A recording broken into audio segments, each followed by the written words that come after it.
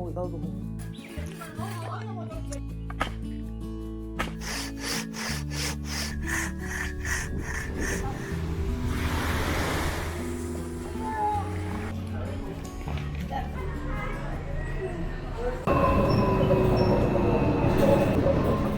my 36 years of life, I've only traveled abroad twice. The first trip was back in 2019. I was about to turn 30, often labeled a leftover woman in China. Everyone around me had already settled down. They were married, had kids, and moved forward with their lives. Meanwhile, I was the only one stuck, with no idea how to move on. One day, I came across a post about trekking in Nepal. The raw, quiet beauty of nature deeply struck a chord with me, so I booked a flight and left. I had no plan at all. No hotel reservations, no local cash, no SIM card.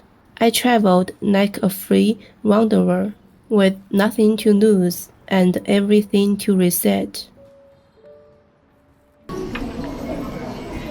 After I came back, I decided to turn my life around. I left my hometown, said goodbye to my parents, and moved to Shenzhen, the city I still live in today, to start over on my own.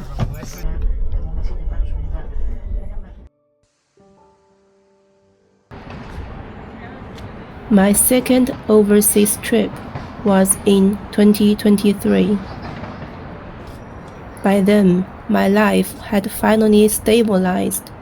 I earned a little more and lived a little easier. Still, so many things had quietly changed in just 4 short years. Shenzhen is a young, bustling megacity in China.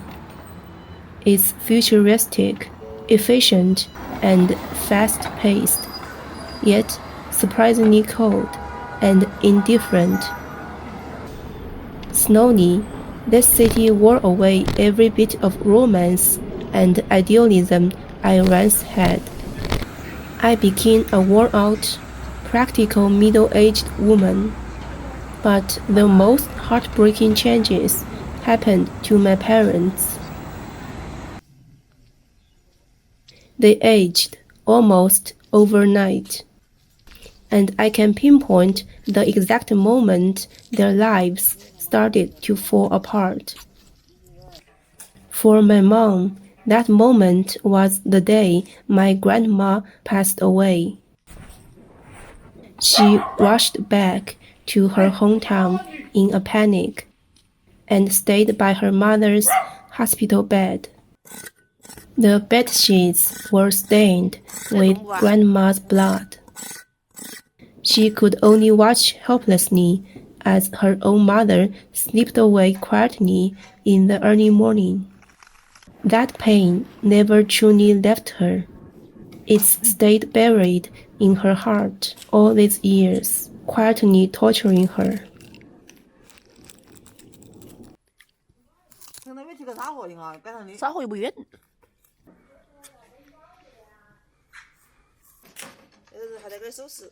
When she was younger, she worked odd jobs at a garment factory.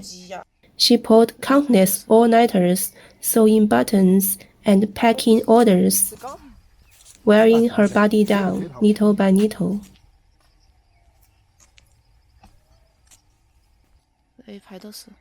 After my grandma passed away, she was diagnosed with severe depression and anxiety, along with obvious physical symptoms.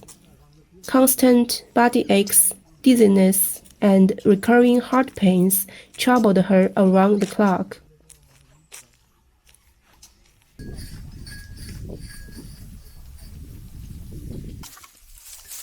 For my dad, The turning point came when his body could no longer handle construction work.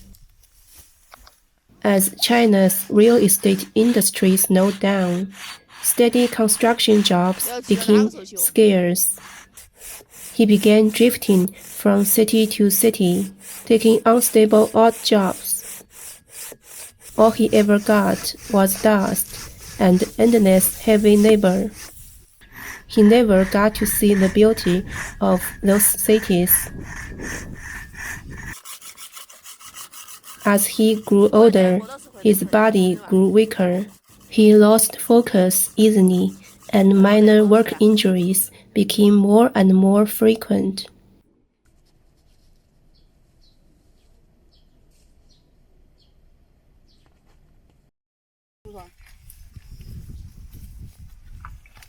Every time I went home and saw them struggling helpless through life, my heart ached terribly. That's when I made two firm decisions. First, I started sending my mom a monthly allowance.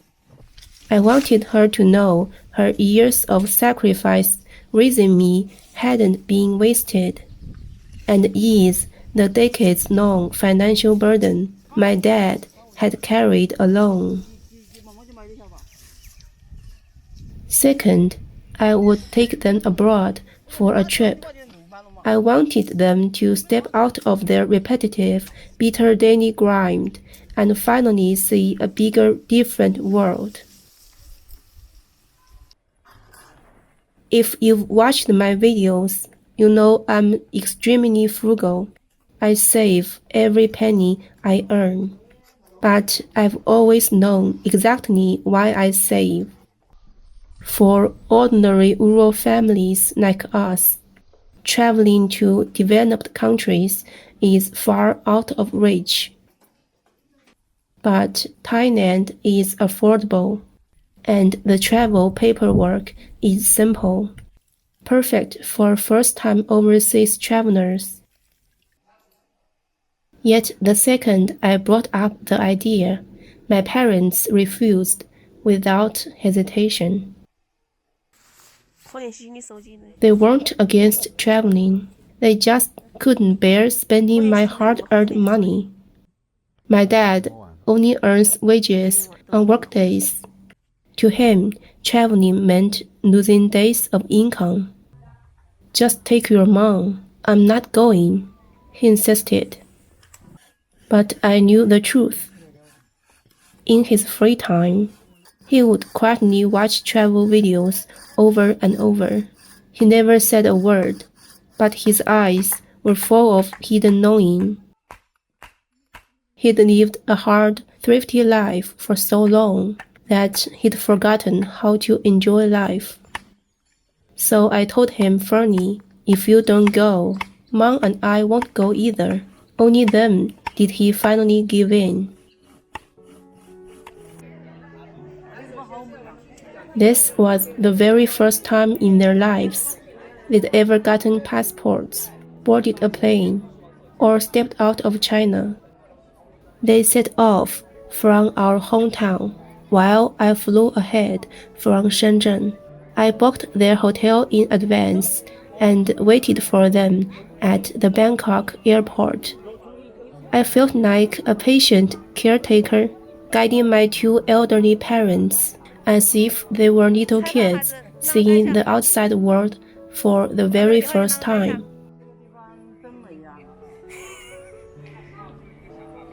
哪里美？环境美，建筑美，人美，哪个人美？人人都美，美丽的人生。And this was only the beginning, just as I expected. My parents were incredibly timid and cautious, completely out of place in this foreign world. They dared not let their guard down. They were afraid to go out alone, afraid to ask strangers for help. and even too shy to glance at other travelers. When I was little, I was extremely shy too. I was too scared to go out and buy snacks by myself. Back then, my mom would always encourage me gently. What's there to be afraid of? The shopkeeper won't bite you. I never imagined that years later our roles would completely reverse. Now it's my turn to protect and look after them. One day, we bought takeout from a 7-Eleven. Only after we returned to the hotel did we realize we'd forgotten the utensils. My mom was too nervous to go back and ask. So my dad bravely stepped up. He walked in, communicated purely through simple gestures, and surprisingly came back with forks and spoons. He was so proud of himself, and my mom and I were genuinely proud of him too. Slowly and patiently, I taught them basic traveling skills. My mom learned to use translation apps and even memorized how to spell toilet. My dad learned to pick out milk by recognizing the cow pattern on the packaging, and gradually figured out how to book rides and use phone navigation. I only had 10 days of vacation, but their trip lasted 16 days. After I flew back to Shenzhen for work, they had to stay alone in Thailand for 6 more days. I had to make sure they could take good care of themselves without me.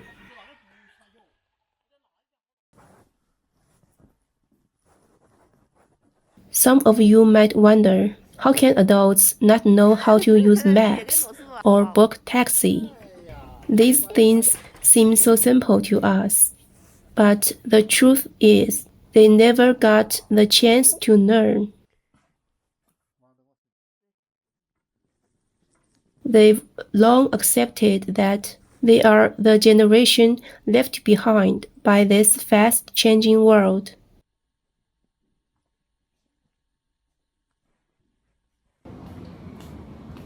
If you know a little about modern China, you'll notice our country is almost completely cashless now. Bill payments, hospital registrations, ticket bookings, ride-hailing, every daily errand relies on smartphone apps. It's incredibly convenient for young people, but it builds an invisible wall for rural elders like my parents. These modern technologies are never convenient tools for them. They are huge barriers they can never cross. That's the deepest reason I insisted on bringing them abroad. In a strange new environment, they are forced to try, learn, and take initiative. I just wanted them to feel, even a little, that they are still connected to the world, that they are not forgotten.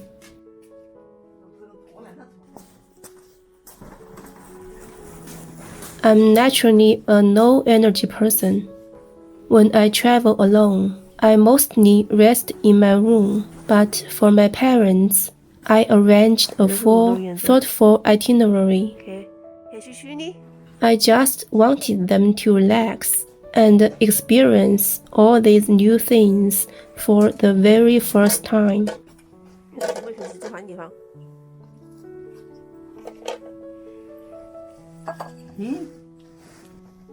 Before I left, I tried signing them up for a local tour group so they wouldn't feel lonely, but they firmly refused. They were shy of strangers and hated spending extra money on themselves. I didn't push them.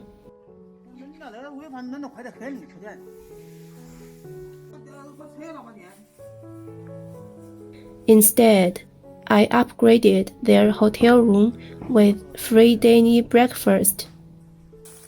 At the very least, I could make sure they had one steady warm meal every day. But I still underestimated how deeply their lifelong frugality is rooted in their bones. I left them plenty of money for nice meals and casual sightseeing. But the moment I left Thailand, they fell back to their old habits. They only ate the free hotel breakfast every morning. For lunch and dinner, they survived on instant noodles and convenience store bread. 其实我没的哦，没得人骑呀。During those 6 days alone, they never visited a single scenic spot. They only walked casually around the hotel. Later, my mom told me that they didn't spend a single penny of the travel money I'd given them. They saved every bit and brought it all back home. They also encountered many awkward, hopeless moments when they were on their own. Right after landing, my dad tried to book a taxi. He couldn't explain their location clearly, canceled the order repeatedly, and eventually got his account blocked. It was midnight in China. I was fast asleep and missed their messages. They were extremely panicked and helpless. They relied on translation software and simple hand gestures to ask airport staff for help. It took them 2 whole exhausting hours to finally get a taxi. They were anxious and worn out at that moment. But looking back, it was their very first time stepping out of their comfort zone and solving a problem entirely on their own in a foreign country.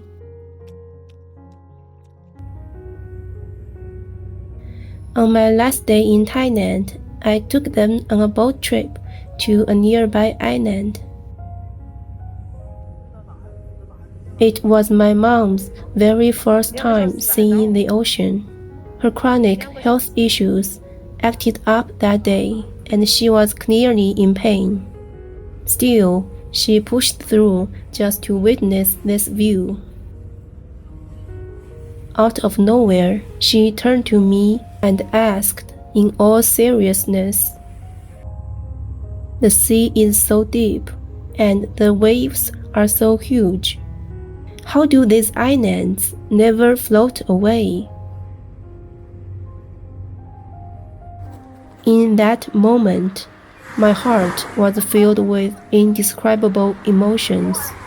Kids like me grew up going to school, learning geography and common sense. We know how the world works. We think these questions are simple, even silly. And sometimes we secretly look down on our parents for being ignorant. But we rarely stop to ask ourselves, who sacrificed everything to send us to school? Who gave us the chance to broaden our horizons, walk out of small towns and mountains, and embrace the big wide world?